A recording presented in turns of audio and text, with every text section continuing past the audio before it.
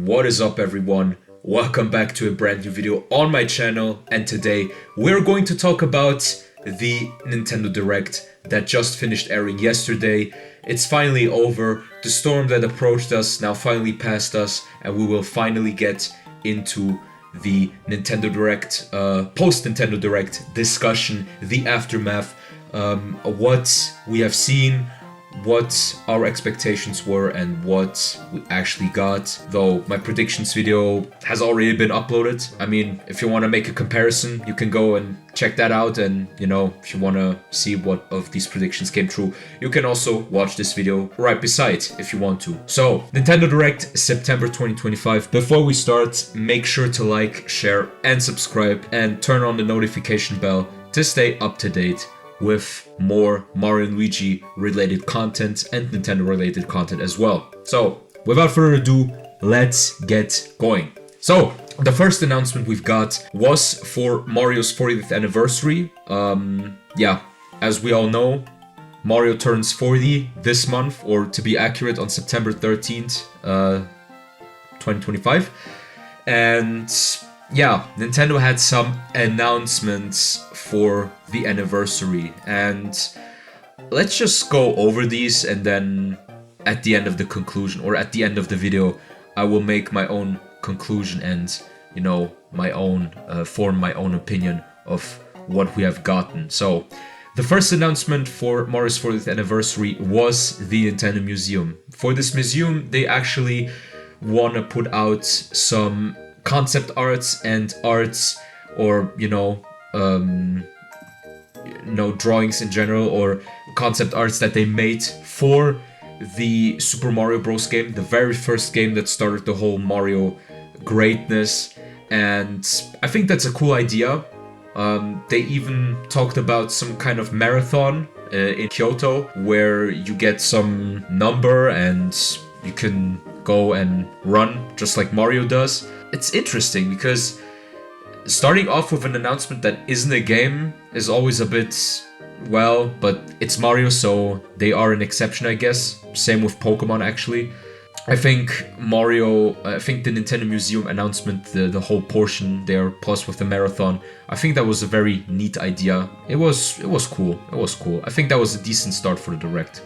But now, for the next about the other movies or the other games, are they going to reference a lot of them in this movie so that we can jump right back to, all the other great movies? Like, could the third Mario movie then be Super Mario Odyssey or something like that? I don't know. I don't want to jump too much into conclusions, but Mario Galaxy movie, this is going to be insane. Yeah, that would be that.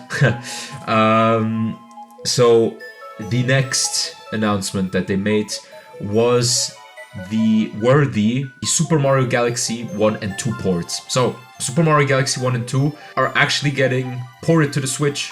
I figured we would get some port or remaster for the 40th anniversary, and it turns out to be Mario Galaxy 2. Mario Galaxy 2 is finally out of the Wii U and Wii jail, but they are porting Galaxy 1 again for the second time now, because Galaxy 1 was already part of the 3 All-Stars collection on the Switch, and now they're bringing out Mario Galaxy 1 and 2 as a dual pack for the Switch as well. I'm not really that interested in it. I mean, it's those kind of, ports are more directed towards newer players, players that haven't really possessed a Wii or a Wii U, and now finally get the chance to play these wonderful games on the Switch. I think it's a great idea for those players, even though some of the people are a bit more distracted by the pricing of the dual pack, because it's going to cost $70, though you get 2 games for a large amount of content, and both of these games are they're long. I mean, Mario Galaxy 2 I think those are probably one of the longest Mario games that you will ever find, and you get to play 2 banger games on an old console, on a newer console, and then again, both of these games are pushing 20, so I don't want to talk that much about the price policy of Nintendo, because it's all over the place, and for the most it's very over-exaggerated in my opinion. But yeah, I think it's a good deal, especially when you consider that Prime 4 or that Metroid Prime has gotten costed, when the Primary Remaster costed $40 and almost no one complained.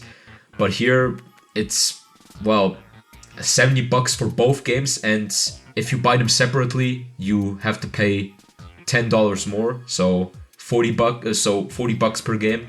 But yeah, I think it's good that they also gave you the opportunity to buy them separately, you know, so that you don't have to buy Galaxy 1 again. But yeah, for those who didn't have the 3D All-Stars, I think the Galaxy 1 and 2 ports are a lot more worth it, in my opinion, even though it's 2 games. And, well, I think about it, 3 games for 60, 2 games for 2. Well, 70 for 2. Yeah, well, I can see why people are complaining, but yeah, it's a mess. Anyway, moving on, we got a brand new Mario Sports game, and that's Mario Tennis Fever. Mario Tennis Fever, we actually got a brand new Mario Tennis game with a brand new story mode, and the game looks cool, it looks good. The new character models look very nice, the game looks good in general, and, well, we don't really know much about the plot, but we do know that everyone's gonna turn into babies and Donkey Kong is just gonna be a babysitter, oh boy. And we also get more characters, like, we get 38 characters. They stated the game is gonna have 38 characters, which will make the largest roster in any Mario Tennis game or in any sports game at that matter. I think the largest, I think the largest roster you've gotten in a Mario Sports game was actually Mario Sluggers. Well, regardless, then in a Mario Tennis game. But yeah, I think Mario Tennis Fever looks cool, but it doesn't really pique my interest because it's a tennis game. I'm not really that huge a fan of tennis. So yeah, but it was a nice announcement, I guess. Now moving on to the next one, Super Mario Bros. Wonder Switch 2 Edition. We are getting brand new content. We're getting upgrade pack, you know, similar to Kirby and to Mario Party Jamboree. We will get extra content. It's gonna be some kind of mini game park where you get to play with friends online and also locally.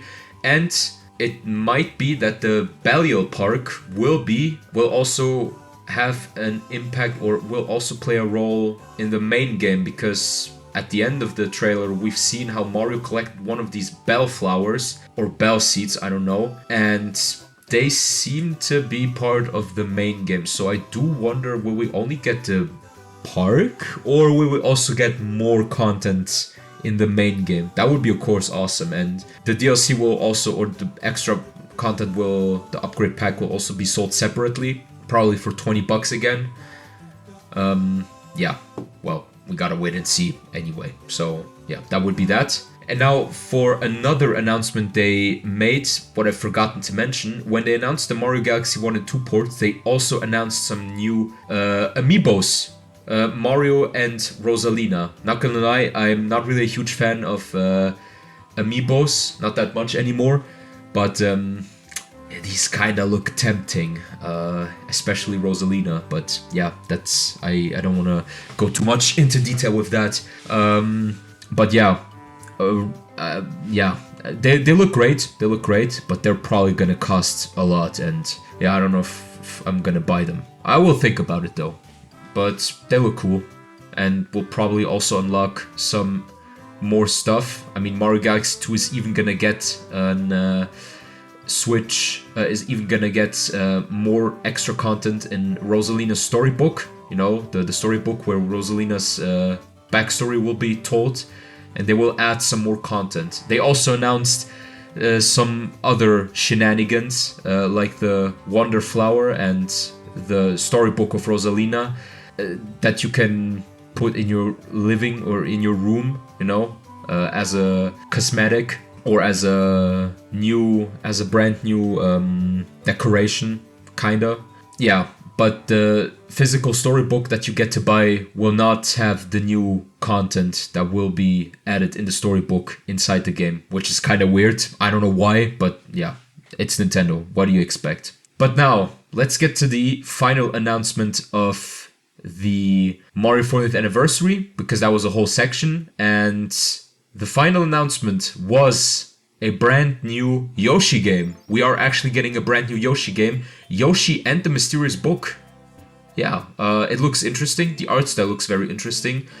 It's probably gonna be, I mean, from what I've seen, Yoshi is gonna be, we'll find some drawing book, and you have to fill its pages, and you know, this is where the whole adventure will play inside that book. We don't know much because we haven't seen that much, but I hope in the next direct that will probably air in February, most likely, because most of these things will also come out in February, and Yoshi is also set to release in spring, sometime in spring, and yeah, well, we will have to see. It looks interesting though. I will check it out. And now, after leaving behind the Mario 40th anniversary, let's get to the actual Nintendo Direct. Even though this Mario anniversary segment was part of the Direct, but yeah. So they first continued with third-party stuff. You know, they also have announced Hades and Resident Evil Requiem for the Switch 2.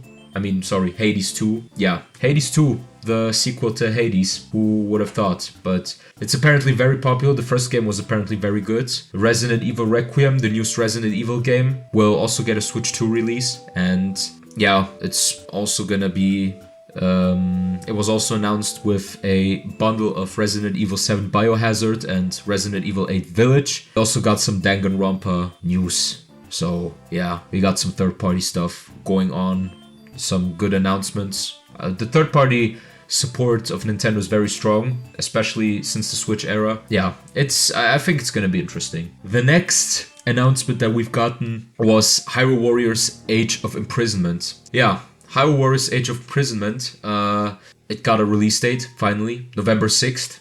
I can't really say much about it, but because I'm not really that huge of a Hyrule Warriors fan. I did play the Hyrule Warriors game on Wii U.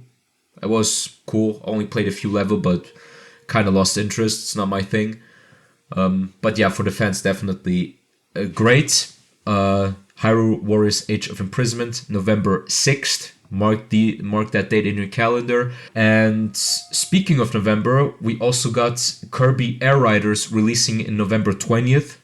And in this direct, they announced new amiibos with Kirby and Waddle Dee on their respective vehicles, and with the amiibo you can actually change the characters and their vehicles, so Kirby can drive Waddle Dee's main vehicle and vice versa. I think that's a cool idea, but they're gonna cost a lot, so yeah, I don't know if I probably won't buy these. I don't even know if I'm gonna buy Kirby Air Riders. But speaking of Air Riders, it's getting another direct. It's been randomly shadow dropped inside of the direct. Yeah. Now, next announcement. Tomodachi Life, Living the Dream. The new trailer looks promising, though it looks good. It looks fun. It's just like the first Tomodachi game. It didn't lose its soul. It will probably have more options. You know, now you get to put Mii's into conversations, because Tomodachi Life was very RNG in terms of making connections between Mii's, you know, all that stuff. Like making friends or, you know, marrying or whatever, you know. Now you can apparently put two Mii's together and have them acquainted and whatnot. It's not my type of game, really, but I think Tomodachi Life fans are really happy right now, so that was a good announcement too. Now, next announcement. Something that I didn't mention in my predictions video. NSO, and well, we're getting Virtual Boy. Oh boy, and I don't want to talk too much about it because I had a good laugh, let's just say it like that. So yeah, Virtual Boy, I guess. Next up, Metroid Prime 4 Beyond. Looks good as always. We finally got a release date, November 4th, and it's probably gonna be open world, or at least open air. It's gonna probably have open area, because you could see Samus driving through some vast desert with her motorcycle. She's gonna have a vehicle that she can drive with. Very nice. I think the motorcycle will be specifically for these vast areas. But I do wonder, will Prime before be open world because it didn't look like that. And it might be a mix of, you know, linear paths or, you know, linear locations and open locations. So it's probably gonna be an open area. But this game seems to be really big, and I wonder how big Prime 4 is gonna be. I mean, it probably will be the biggest game of the Prime series. I haven't played 2 and 3 yet, but yeah, we gotta wait and see how this game's gonna turn out. Once again, December 4th, finally got a release date. It's gonna be a great Christmas for Metroid fans. So, the next announcement. So, as you know, I expected a Mario Kart World DLC, but we did get a DLC, but instead we got Donkey Kong Bananza. I didn't expect that, but I was hyped at first because Bananza is an awesome game, and when I saw that we were able to visit Donkey Kong's island, insane. Though, from what I've seen and from what I've read, there won't be any collectibles like banana gems, like these gems, banana gems, and, you know, fossils, which is kind of a shame. But you do get to exchange, banandium chips for some statues of all the Kong characters like Dixie, Diddy, and Cranky. Neat, I guess. You get to explore Donkey Kong's island, and there's also a new mode called Emerald Rush, where in each world you can have a high score. I think it's probably something like Luigi's Balloon Race. Yeah. But yeah, I don't know. It's I'm a bit skeptical towards the Bananza DLC because I did expect that DLC to be a complete new world with collectibles to be found, like banandium gems and fossils. Maybe some new costumes. Maybe there will be new costumes because they've been talking about new in-game perks when you set a new high score in each world during the Emerald Rush. Yeah, we gotta wait and see what's that all about. I might check out what it's all about first, and then maybe I'll play it by myself. But first I need to play Bananza. So, the next part, and probably the second to last biggest part of the video, Pokemon. Pokemon, aside from Mario, also got a long section. It got Pokemon Pokopia, the brand new Pokemon spin-off game. It seems like some kind of Animal Crossing and it seems like Animal Crossing X Pokemon type thing, where you get to build up your own civilization. You get to befriend other Pokemon with Ditto.